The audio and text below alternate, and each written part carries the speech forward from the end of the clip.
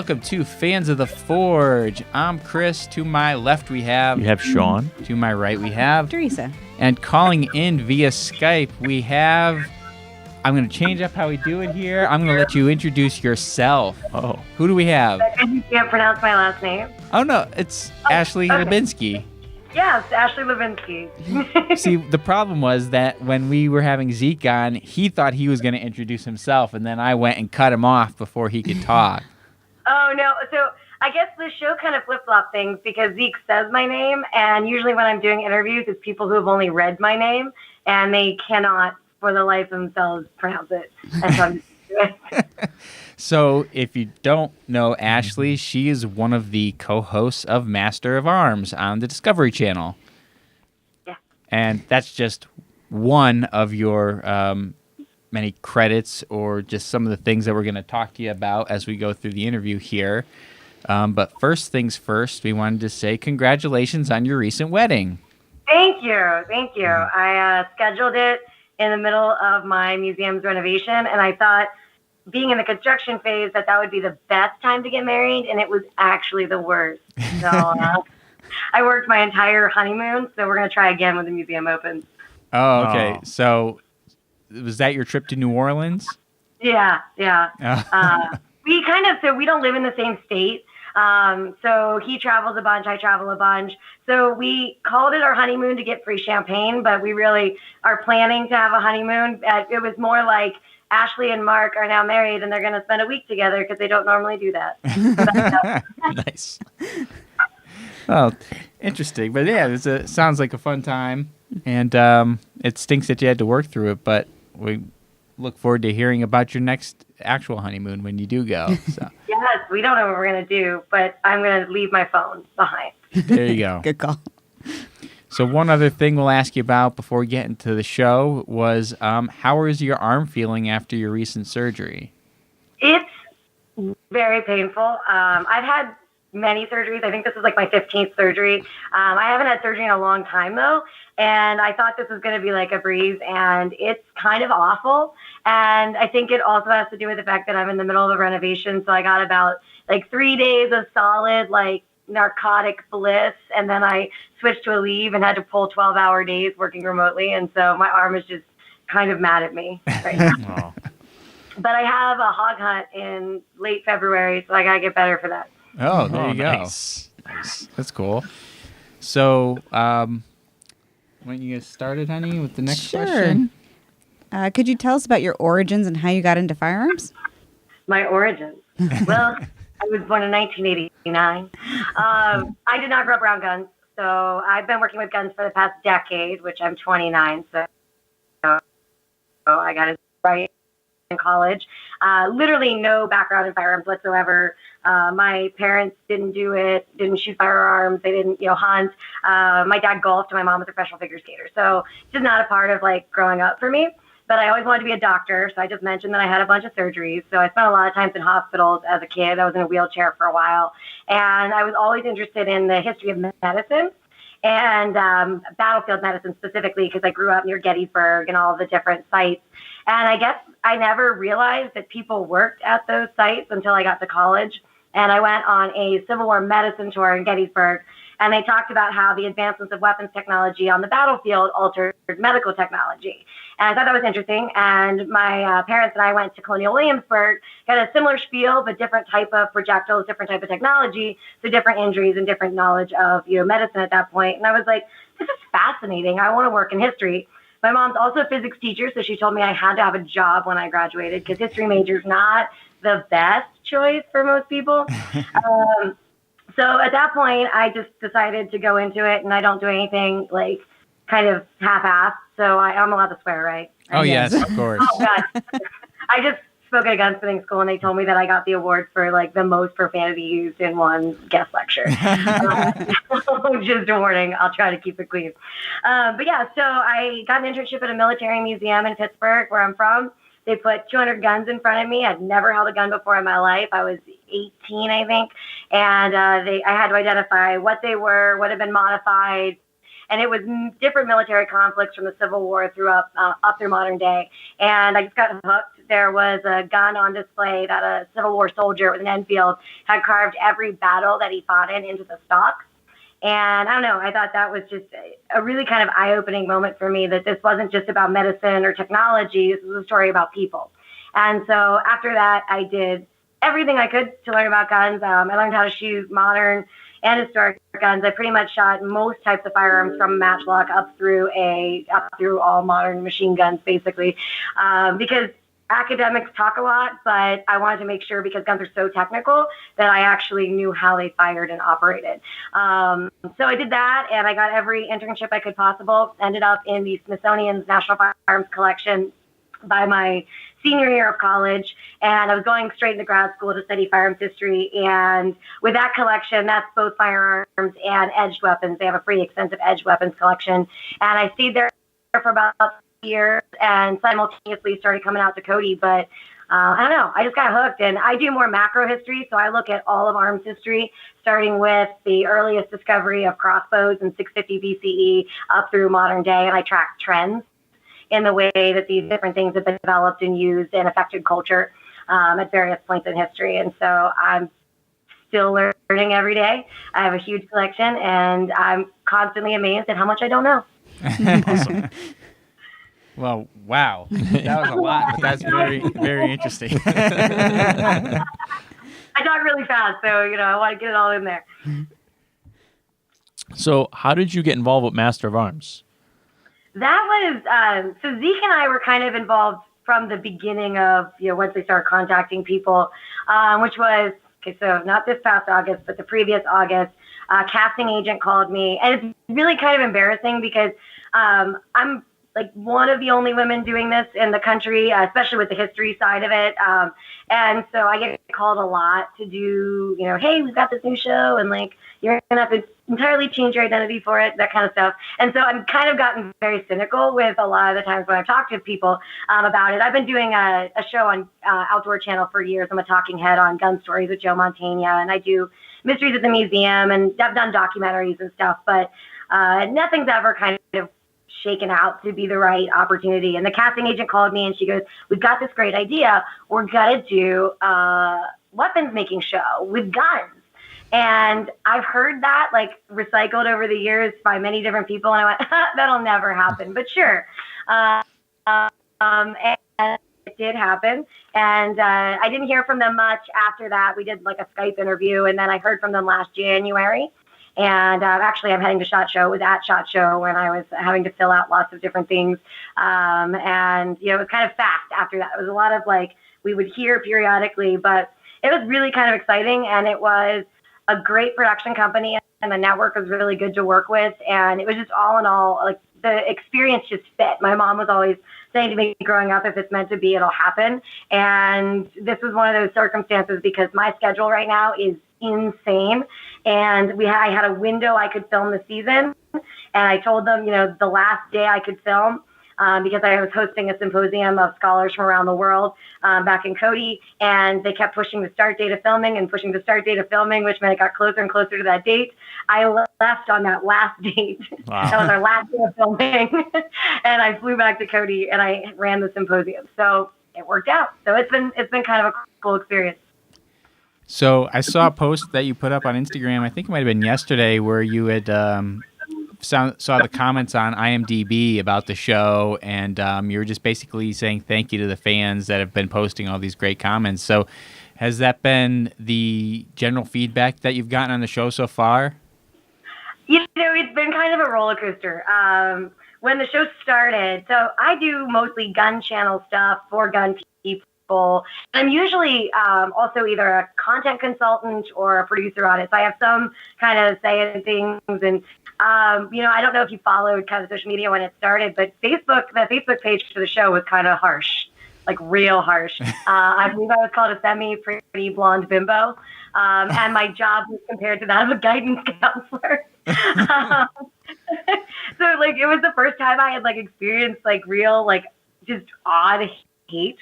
But, quickly after that, it started to kind of balance out. But there was a lot of that back and forth between like a lot of the people that watched Forged in Fire and didn't initially like the show. And my whole thing from the beginning was you can watch both, like, and you can like one or the other, like it's totally fine. I don't have any, dog in any of those fights, but there was a lot of kind of those fans coming out and protecting their show. And, I have no problem with that. That's totally fine. So it was a lot of balance. And then all of a sudden it kind of tipped in a more positive light. And, I found out that we have a pretty solid cult following of people that really like the show. And so it's really nice to see that, especially as the season ends and we're kind of waiting to hear if we get another season, to see that people enjoyed it. That makes me feel good. We did something that people enjoyed, that we entertained people. And the biggest thing to me was the fact that we really showed off the craftspeople from the show. The show's not about Zeke, Trent, Nick, and I. It's not about us. And I think that's the coolest part of the show. And so I'm proud of it. So I'm glad that people are enjoying it. And I've learned to stop reading all the hater comments. What's been your favorite quick draw challenge? Ooh, gosh. And it's funny is I haven't even thought about the show in a month. My favorite quick draw, I think is probably the flintlock, the lock plate one. Because that one was one of those ones where off camera we were like, is this going to be real boring? Working at such precision. And then if you don't know what you're looking at, when you see the kit, you're like, well, that looks easy. And it's not at all. And that was fun. And then we gave them the time crunch, the tightest time crunch of all of them. And I thought it was fascinating. We actually, we stand up on that catwalk.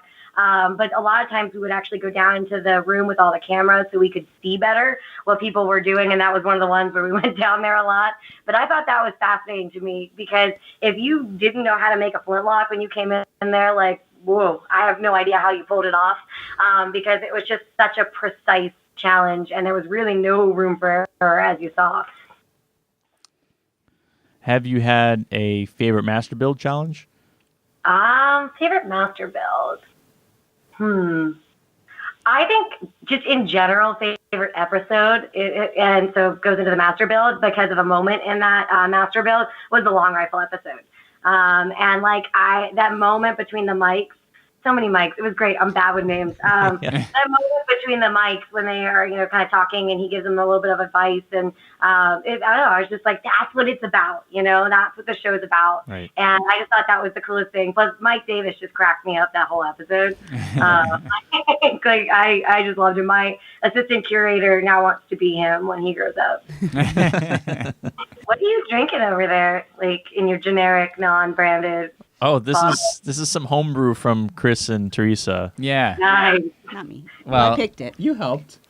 Did I? And Chris apparently spilled a lot of the ingredients during the process. I had a bad It experience. still came out all right, though.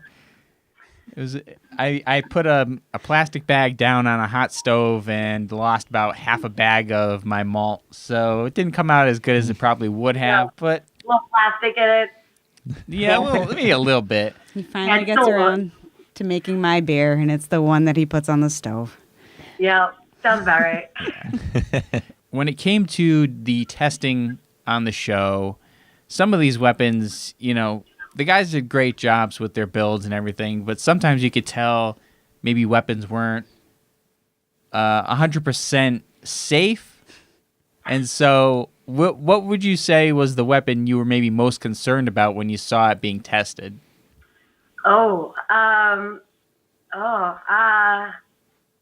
were a couple, but I mean, we looked at it, but this one might be a surprise to you, and I'm sorry, Dustin, but we were really concerned about Dustin.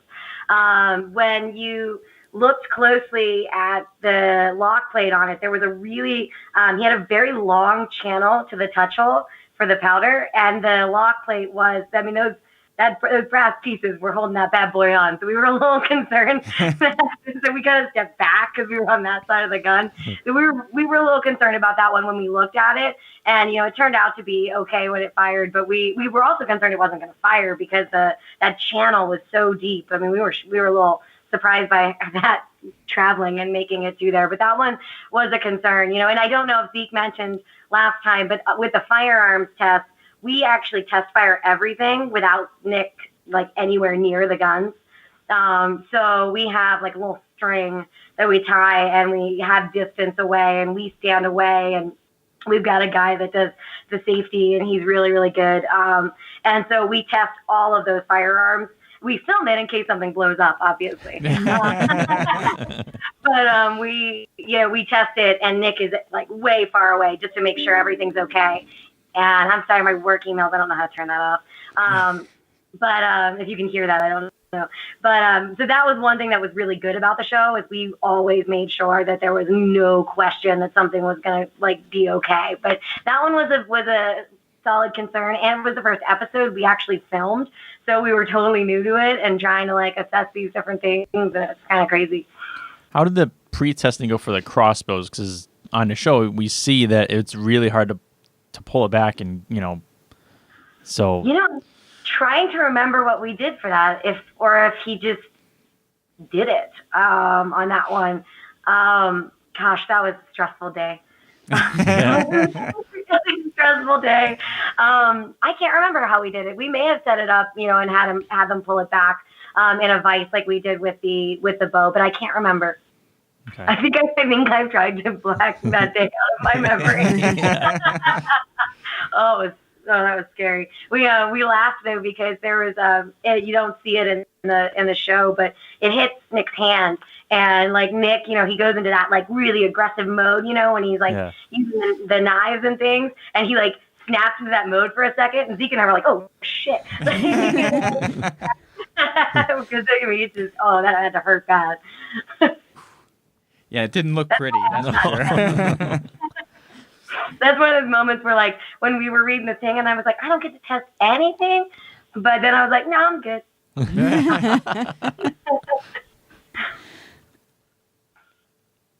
How many of the weapons from the challenges were you familiar with before you were on the show? Most of them, actually, which is very weird because it's a very weird selection of guns. The flintlock axe pistol I wasn't familiar with combined like that. I mean, I'd heard of boarding axes, but I'm very well versed in combination guns like that, so that was not, a major stretch. The flintlock grenade launcher, oddly enough, when the producers called, they're like, I don't know if you've heard of this, and I'm like, oh, we have them in the Smithsonian.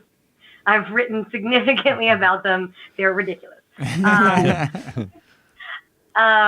so I think I'm trying to think of one that I wouldn't have known as well. Probably the Joan of Arc sword would probably have been my least amount of just base knowledge, just because I'm much stronger in the firearms and all the different firing weapons. And I made a joke before that episode with the Met. I was at the Met, and I was like, well, we're doing, Joan of Arc sword. And they were like, because it's one of those like pop culture, like, people are obsessed with it, but like really not sure exactly like if it existed, and if it did exist, what did it actually look like? And I made a joke before the episode aired, and I went, you know what the flail and the Joan of Arc sword have in common? They might never have existed. It's funny, but people loved the episode, and they're fascinating pieces. We know they existed. We just don't know how much, what extent they, especially the flail that were used. But that was probably the weakest episode for me on knowledge base. I think and I did research on everything before everything aired too. I think that's kind of neat about the Joan of Arc, because there's not much to go on about it. So that kind of like, that's not something I really knew. So that's kind of like piquing my interest on it, and I'm sure it did the same thing for a lot of people too. Oh yeah, that episode like rocked. Like I really liked that episode. Like I wasn't sure, because I'm all about the guns and stuff, and I saw that, and I was in my hotel room, and I was like yelling at the screen. I actually got in trouble. Like the hotel called me and was like, "We need you to chill." Like, but it was a great episode, and I think that fantasy element of it, of something that existed in history. We know the people, we know the names, or we know of the weapon. That's something people can relate to. When you've got something that's really kind of obscure, but like has no real connection to anybody, that can be a little bit harder of a sell. I tell them my ideas all the time for stuff, and they're like, no one cares. What was the scariest moment in the making of the show? Scariest, maybe the crossbow episode. Yeah. Scariest moment of the making of the show is just, the scariest moment for me, just in general, was after the show was done and I hadn't seen any of the episodes, and I was like, oh my God, what am I going to say? Like, that was like probably the scariest moment was me watching the entire season for the first time. It is crazy because I didn't watch all of Zeke's interview, but I mean, we deliberated for like over an hour on everything. And then when we're talking to the contestants, we talk to them, several minutes, 5 to 10 minutes a piece. To give them kind of the way out, what we thought. And then there are things we do where we have to get like a clean statement that we know, is something that we need to talk about. But we have a lot more of an informal conversation with them. And then we talk to every contestant either after they were eliminated or after they won, and kind of got a gauge of where they were at. And we were happy because pretty much everyone was like, you made the right decision. They weren't happy sometimes, but they were like, you had made the right call. And, they loved the show and had a great time, which was fantastic to see. There were a couple who were like, when we eliminated people. But it was fascinating to kind of watch that all back because you just don't know. And there's so much they can't put in. And then they were also trying to keep you in, I'm history. So what you hear from me is mostly history, even though, a lot of times the guys would hear, a little bit of everything from me, and same with Trent and same with Zeke. So it's interesting to see how they cut it down for an hour. Right. So we follow you and Trenton and Nick and Zeke on Instagram. And I had a question about Trenton. Has he sent you any of those hammers he's been making? No, he is not. But I don't know if I could wield them. I'm very small. No. I need to touch base with Trent. I haven't talked to him in a little bit. But they've been fascinating to watch. And the fact that he's been building a lot of his own stuff has been pretty cool. And his book is, coming out. I have a book coming out too, but it's not as exciting, so I'm not. That's exciting. Yeah. Tell us a little bit more about this book.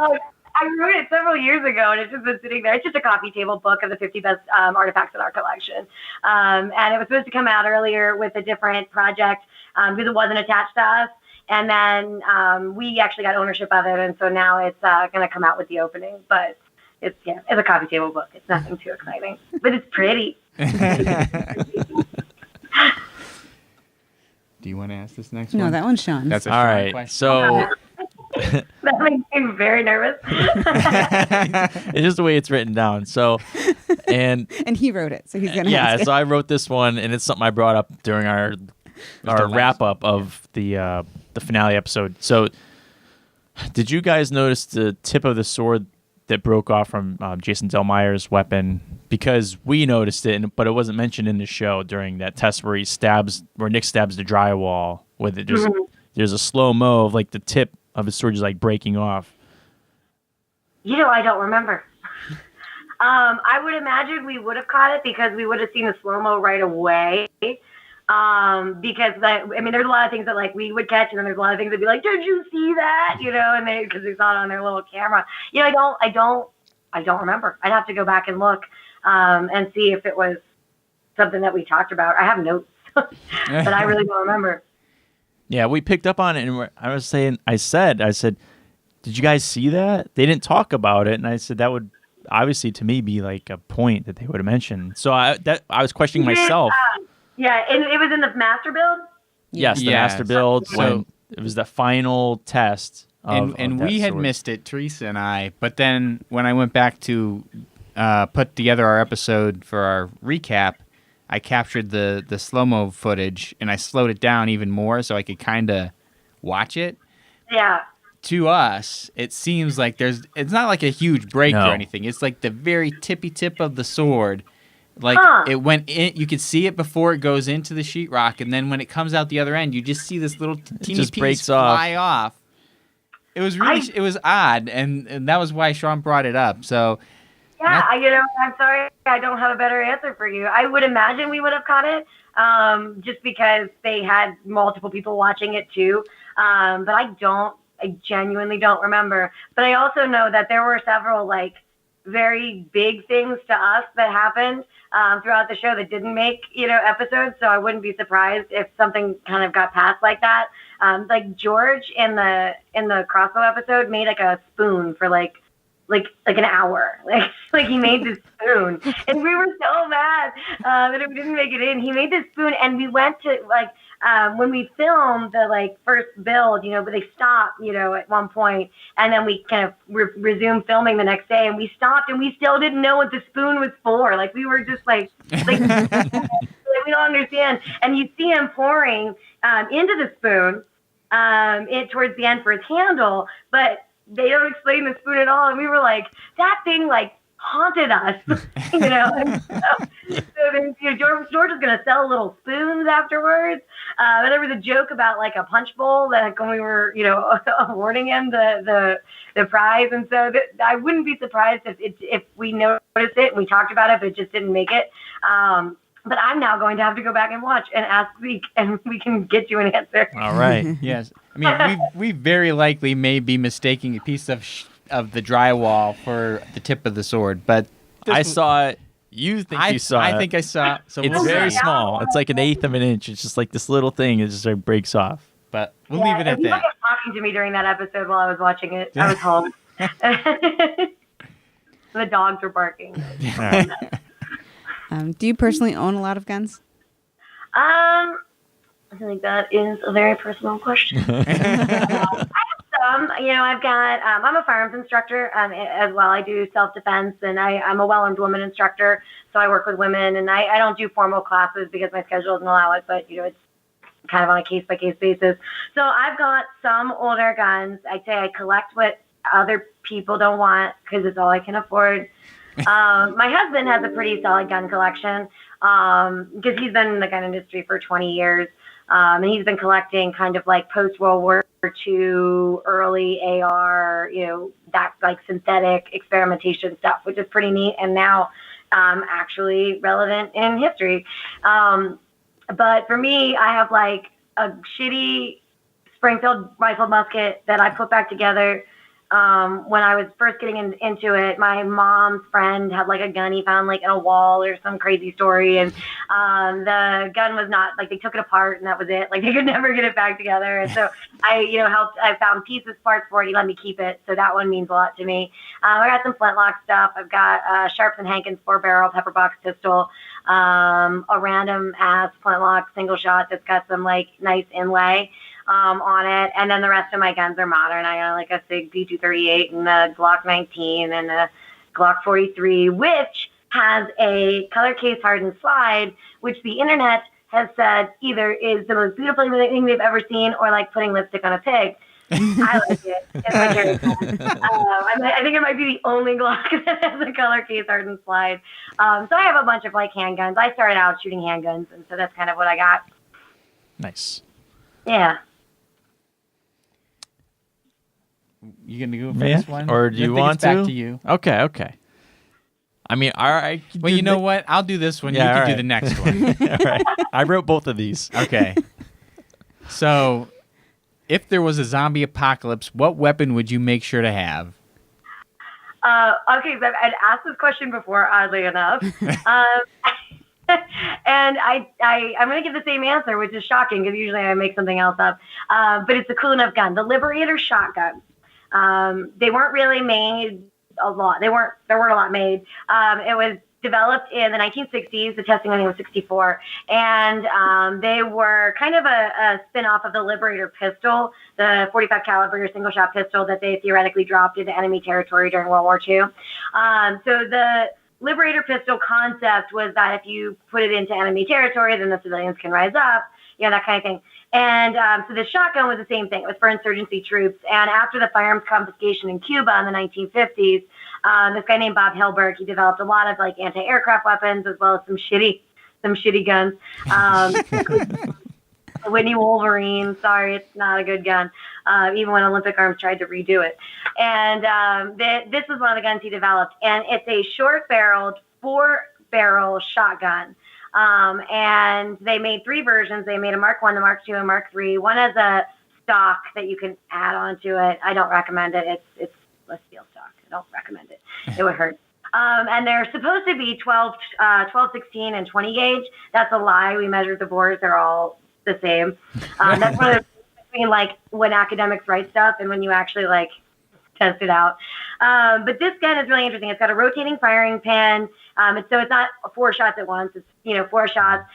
It's easy to wield. It's got the power of a shotgun, and and I believe it was all 12 gauge, and and it gets you at least more than 1 shot, and it's a breech loader. It's easy to reload.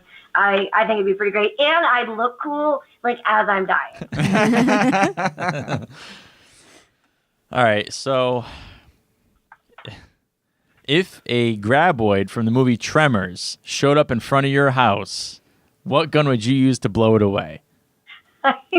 Literally, like, Tremors is the only part of that I understood. The giant underground monster. Yeah, I like quasi remember the movie. Yeah. What would I use to kill it? Ward it off? Yeah. What would you? Does she have to pick a different one? I know, it's like the Liberator kind of works for that too, but you want me to pick a different one? I'll pick a different one. This would have to be set up. I'm just going to pick a weird thing. It would have to just be set up all the time in anticipation that this was going to happen. Okay. So just mounted and ready to go at all times.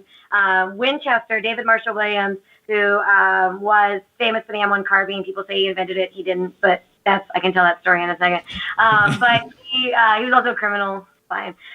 He developed this 50 caliber anti-tank rifle that's like just straight bitchin'. And when people don't think Winchester made anti-tank rifles, they did. They had one right around World War I, and this was the World War II version of it. And so I would just have that just chilling at the front of my house because it would do some solid damage. All right, nice. Yeah, that sounds. We got 2 badass guns. Yeah, I like that. What is your current favorite exhibit at the Cody Firearms Museum? It's under construction, so the only one that's there. No, we got a temporary exhibit right now, and I'm not too jazzed about any of that. I mean, it's there to give people a chance to look at guns. Can I say favorite part of the new exhibit? Yes. Sure. Okay. Can I just ask my own question? My favorite part of the new exhibit is, now I don't have an answer because I like all of this. Probably this cutaway exhibit that we have in the front of the museum. So the Cody Firearms Museum is on site with 4 other museums. We've got an art museum, a natural history museum, a Western history museum, and a Plains Indian Cultures Museum. So 50% of the audience that comes through the door is interested in guns, and 50% really knows nothing about them. And so we are trying to, in the new museum, to do better by that audience, because in the old museum, it was just like, hey, if you know what you're looking at, great. And so we had to find a way to kind of make the gun people happy. So we have more than 1,000 more guns on display than we had in the old museum. But then also try to really educate people on how they work and the function. So the whole front of our museum is actually we call it a primer because we think we're clever. And so it's an orientation space. So there's terminology, there's hands-on interactive, we educate people on firearm safety because we recognize this might be people's only experience with firearms. We want them to understand them and respect them before they go into the museum. But one of the walls in that section is a wall of cutaways. And cutaways have been used for a long time for a lot of different purposes. A cutaway is when your gun is literally cut away so you can see the inner workings of the gun. And they've been used for prototyping. They've been used for sales and marketing. Actually, Sam Colt in the 1850s has ads where he was using depictions of cutaways. And they were also used as a military training tool. So we've got BARs that were training tools for the military. And so we've always had them throughout the museum, but never an explanation of what they are. And they've always been kind of stuck in between, other guns. And so nobody really noticed them. So it's a wall of these guns where you can see the inner workings of the gun. We have them, and then we also have them broken up by firearms type because it's one of the areas where we're teaching people about what's a carbine, what's a rifle, what's a shotgun kind of thing. And so people can learn about that. And we've got, the discussion about the military, the discussion about the sales and marketing aspect of it. But then we also have a third discussion, which is that cutaways are a really great museum tool to help people understand artifacts of technology that are, so complicated like firearms. So I like that because it's, it's got the technology behind it, but then it's also got some of the basics information, and I don't know, it just looks cool. Yeah. Everything just comes down to does it look awesome? And then if it does, then we're going with it. Yeah, I was going to ask what exhibit is most popular, but I guess maybe a was instead of an is. Yeah, maybe it was. most popular style I learned to stop talking. Sorry, I lost my ability to speak. Our Hollywood guns. Everybody always loves those. We have the Paladin gun, Have Gun Will Travel. It's mostly Western stuff. We've got the Gunsmoke gun. We've got one of the guns used in High Noon. We've got all the Bonanza guns, which people really like Bonanza. And we actually have the Paladin business card, and I gave a tour for Joe Perry of Aerosmith like a couple of years ago. They're big, big fans of firearms and Westerns, and he gave us his business card as Have Guitar Will Travel, and it's set up the same way as the Paladin card, and so he signed it, so we're going to have that on display in the new museum. But people love those movie guns. I'm sure we'll get new ones. I'd like to do a sci-fi exhibit. I wanted to do one years ago, but scheduling just hasn't worked out with the renovation. But I'm like a giant Firefly nerd and, Star Wars. And so I want to, and I work with a prop house in California, and they've got, all of the guns that, Mal used. And it's just, I want to do something like that. And we're technically a Western institution. My museum's not, but the center is. And so I tie it into kind of the last frontier. And I gave a lecture to a bunch of the most traditional group of collectors you could possibly imagine early on in my career. And I was like, what am I going to tell these guys that they don't already know?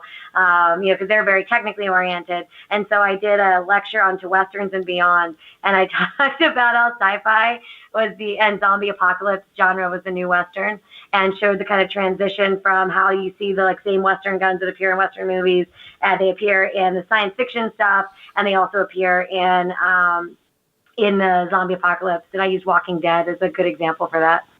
Nice. Yeah. And Night of the Living Dead, the original, had Winchesters. Oh. Yeah. Huh. You're the curator there now, correct? Yeah. How did you get into being a curator at a museum? So I'm the curator in charge of the Cody Firearms Museum, and the in charge matters only because our museum kind of functions a little bit differently than other curator positions. So I'm not a guidance counselor, but I also have a consulting business on top of that I work with a lot of other museums. But this job really all kind of just came together. I was with the Smithsonian's National Firearms Collection. I worked on a loan between Cody and here. I was a research fellow here. I was an intern here. I was another research fellow. I basically took every job they'd give me in between my semesters and the summers and winters. I went to University of Delaware. We have a big long winter session, so I'd work during the winter session. And they didn't have a replacement for the curator that was here, and he was older. And they had no real idea what they were going to do. This genre is kind of weird because there's a lot of, careers for people in museums, but gun collections and gun museums have usually been by the collector for the collector. And so usually people who run gun museums are collectors. And there's pros and cons to that, in a lot of different ways. There are very few academics who are also trained in firearms. And actually I just started an association to kind of, with the group of us that exists in the art museum world and everything, to try to encourage the study and create, programs and university systems.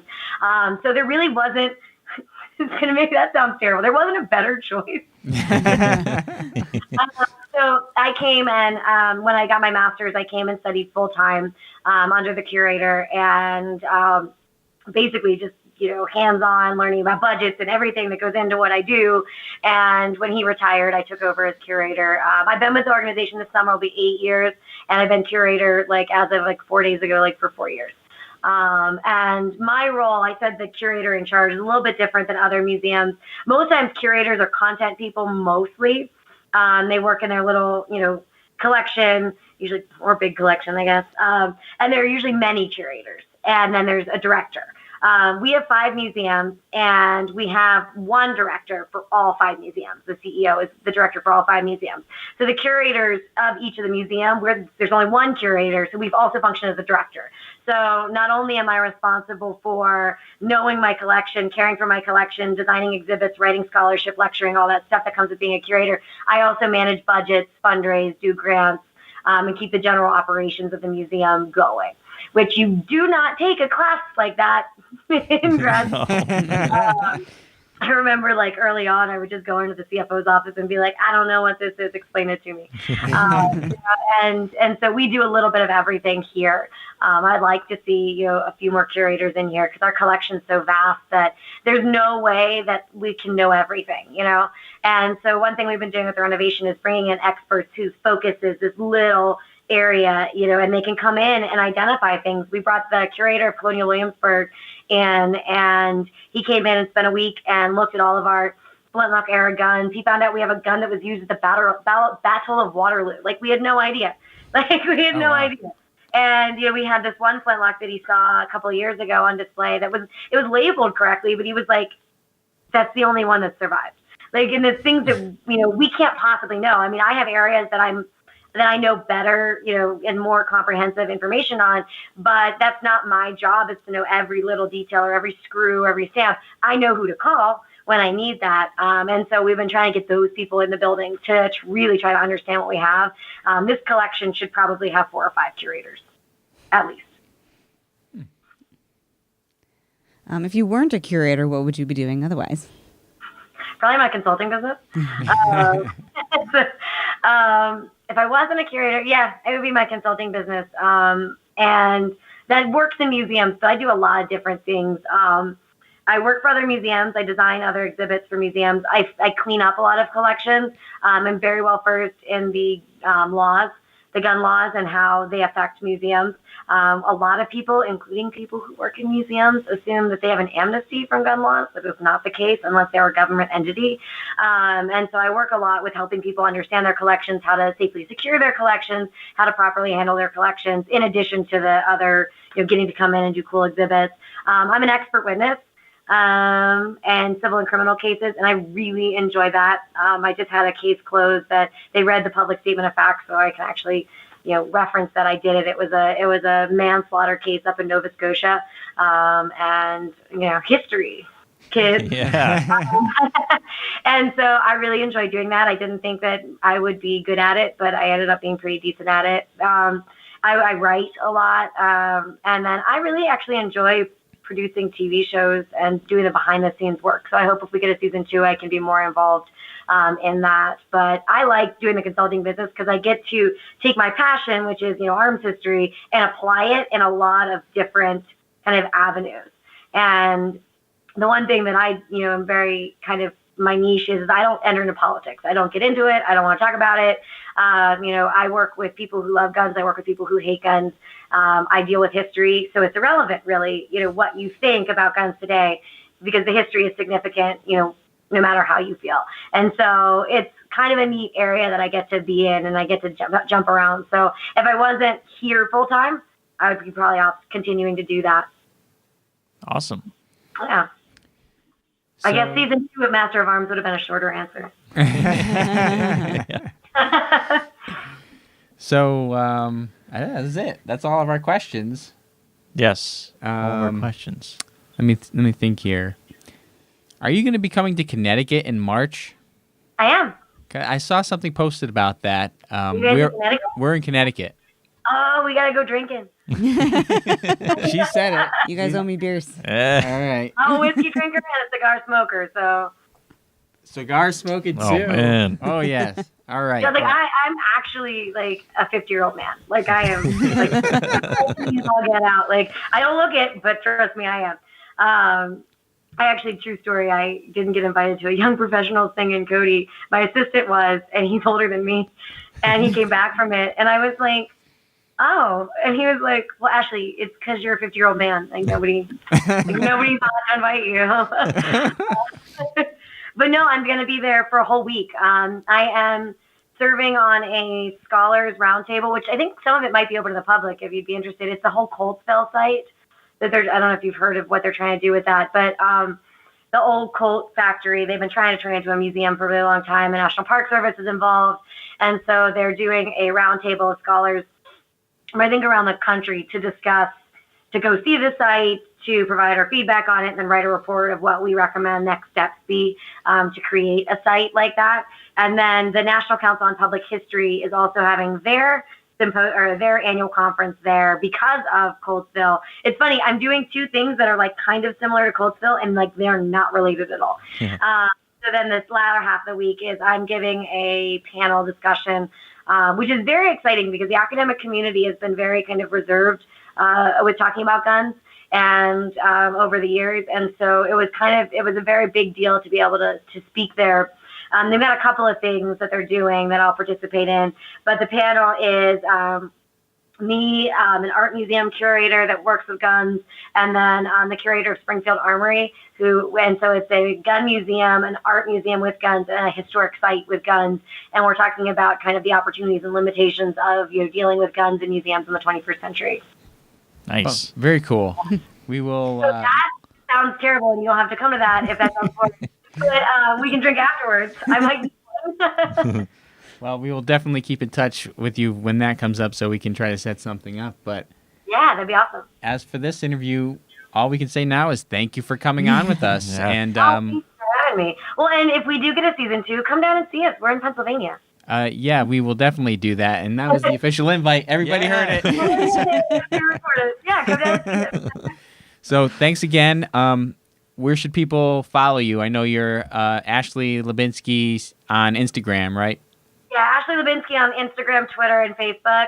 If you want to follow the museum, my content's kind of just a little bit of everything of what I do.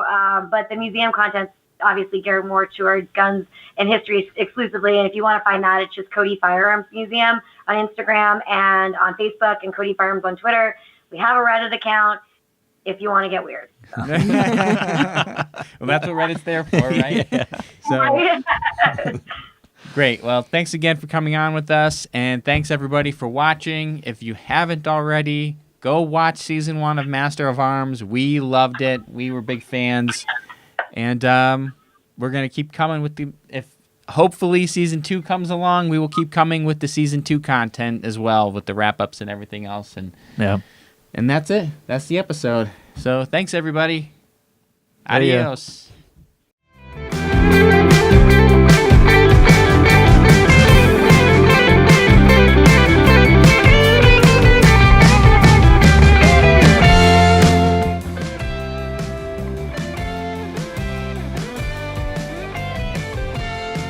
Awesome. Good to go? Yeah. Good to go? Not that anyone should call me this late, but let me turn off my work phone. Okay. That sounds like a Shortel phone. It is. It is. Yeah, Oh say my a phone guy. I'm a phone guy. I know that stuff. I installed those systems. Oh boy. All right. Let's get on track here, Sean. Listen, hey. You can't turn that off. Once you know that stuff, you can't turn it off.